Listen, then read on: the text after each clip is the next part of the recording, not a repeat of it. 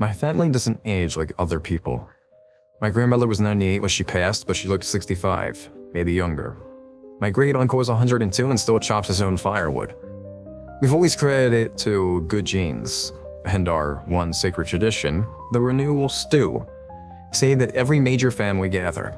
It was a rich, dark, savory stew that made you feel warm from the inside out, full of life. Grandma Rose died. I was the one who inherited the old family farmhouse. Tucked away in her study, I finally found it. The original handwritten recipe book, bound in cracked leather. I felt a thrill, like I was finally being let in on the secret. I opened it to the page for the renewal stew. It was mostly blank. There were no ingredients listed for the stew itself, only 2 cryptic notes in my great-great-grandmother's spidery script. For the broth, see the sour instructions. For the seasoning, see the attic instructions. The sour was damp and smelled of earth. Behind a stack of old canning jars, I found a loose stone in the wall.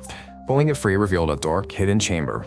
Inside, arranged in neat rows, were a dozen large, unglazed clay pots filled with a dark, peaty soil. A thick, pale, gnarled root snaked out of the soil in each pot, looking disturbingly like a human hand. A dusty journal sat on a small table. The entries, dating back to the 1800s, described the process. When a member of our family dies, they aren't buried or cremated. They are planted. Their bodies are prepared with a special mixture of herbs and laid to rest in these pots. Over the years, the soil and the body produce a life root. This root is harvested, boiled for 3 days, and becomes the broth for the renewal stew. I felt a wave of nausea. We weren't just eating stew, we were consuming the concentrated essence of our dead ancestors. Shaking, I went to the attic.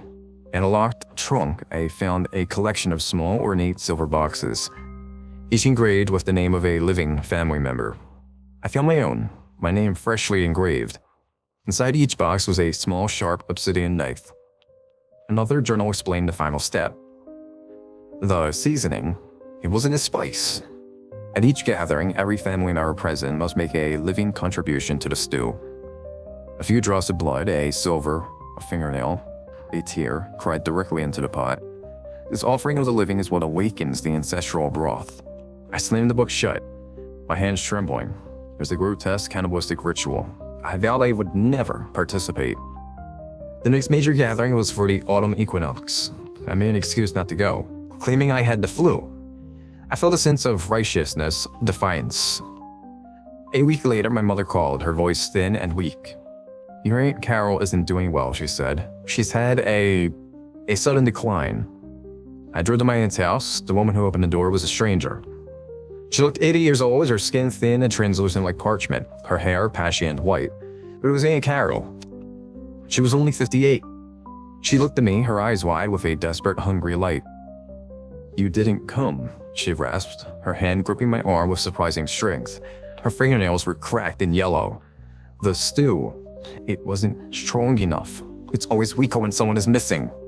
I finally understood. We don't have good genes. We have a curse. A rapid, horrifying decay that is constantly trying to claim us. The stew isn't a fountain of youth. It's the only thing that holds the rot at bay. We aren't living long lives, we are desperately, grotesquely starving off an accelerated death. The winter solstice is next month. My mother called again yesterday. She told me my great-uncle's hands are so stiff he can no longer hold an axe. She told me she found a new gray hair, and when she plucked it, a small patch of skin came with it. Then she asked if I would be coming home for the solstice. Her voice was casual, but the question hung in the air, heavy and raw. They need me. They need my contribution. I'm looking at the small silver box with my name on it. The little black knife sits inside, cold and sharp. I have a choice. I can go participate in this stomach-churning ritual and feed the curse to keep my family looking young and vibrant while I know the horrifying truth. Or I can stay here, clean and pure, and watch them all fall apart, knowing the same rot is flowing through my own veins, waiting for its turn.